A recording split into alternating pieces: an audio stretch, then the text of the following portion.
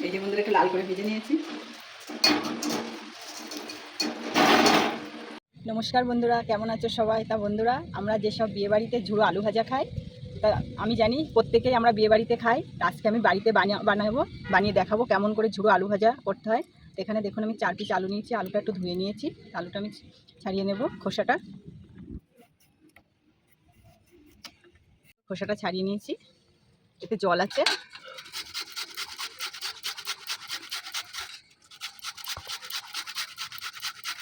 এটা দিয়েই করতে হবে, এরকমভাবে পাতলা পাতলা করে।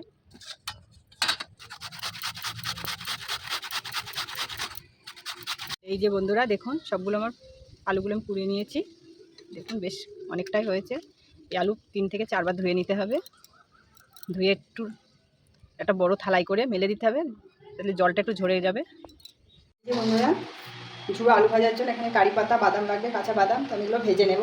বসিয়ে দিয়েছি, সাদা তেল দিয়ে দেবো।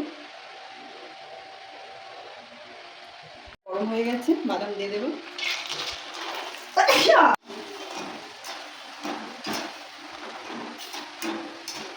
বাদামগুলো ভাজা হয়ে গেছে।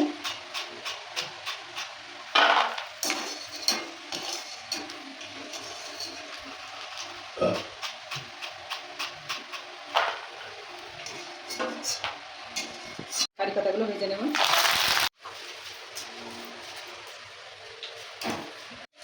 কারি পাতাটাও ভাজা হয়ে গেছে। একই তেলে আমি আলুটা ভেজে নেবো। এই যে দেখুন, একটু জলটা ঝরিয়ে নিয়েছি, একটা শুকনো কাপড়ের উপরে রেখে। বেশি দেওয়া যাবে না, অল্প করে দিতে হবে।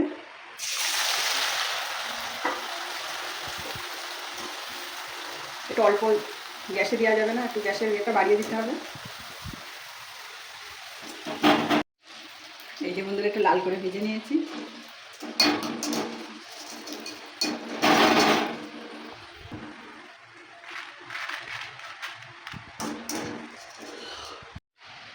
একইভাবে সব আলুগুলো ভেজে নেব।